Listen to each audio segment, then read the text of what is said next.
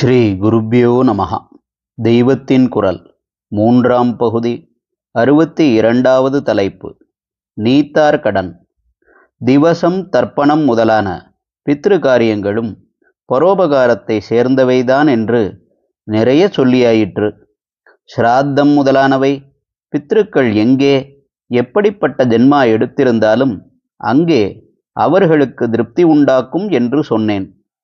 ஒருத்தர் செத்துப்போன உடனேயே பித்ருலோகம் போய்விடுவதில்லை, இன்னொரு ஜென்மா எடுத்து விடுவதில்லை. இறந்து போனவனின் ஜீவன் 1 வருஷம் பிரயாணம் பண்ணித்தான் பித்ருஸ்தானத்தை அடைகிறது.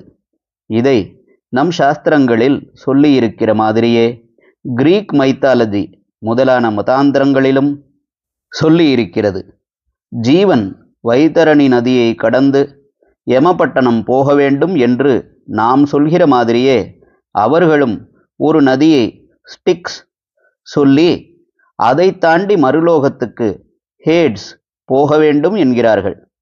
நாம் சொல்கிற மாதிரியே யமபட்டணத்தில் இருக்கிற காவல் நாய் போல அவர்களும் ஒன்றை செர்பரஸ் என்று சொல்கிறார்கள். ஒரு ஜீவன் பரலோகம் செல்வதற்கு பிடிக்கிற இந்த 1 வருஷத்தில்தான் அதன் திருப்திக்காக மாசா மாசம் சில சடங்குகளை செய்வது. இம்மாதிரி பரலோக யாத்திரையில் வழிக்குணவு தருவதை கூட இதர மதங்களிலும் சொல்லியிருப்பதாக கேட்டிருக்கிறேன். வியாட்டிக்கும் என்று கிறிஸ்தவர்கள் சொல்வது இதுதான் போலிருக்கிறது. பிள்ளை குட்டி இல்லாதவர்களுக்கும் நாம் கயை பத்ரி போன்ற இடங்களில் பிண்டம் போடுவது போலவே கிறிஸ்துவர்கள் ஆல் சோல்ஸ் டே என்று ஒரு நாளில் எல்லா ஆத்மாக்களின் திருப்திக்காகவும் வழிபாடு நடத்துகிறார்கள். லோகம் பூராவும் இப்படி ஒரு நம்பிக்கை அபிப்பிராயம் இருக்கிறது என்றால் அது சத்தியமாகத்தான் இருக்க வேண்டும்.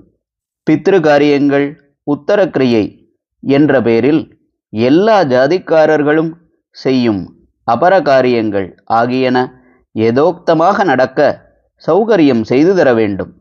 இதிலே முதலில் வருவது பிரேத சம்ஸ்காரம், அதாவது இறந்து போனவரின் உடலை அவரவர் குலாச்சாரப்படி தகனமோ அடக்கமோ செய்வது. இது ரொம்பவும் அவசியமான கர்மா. ஹரஹர சங்கர, ஜெய ஜெய சங்கர.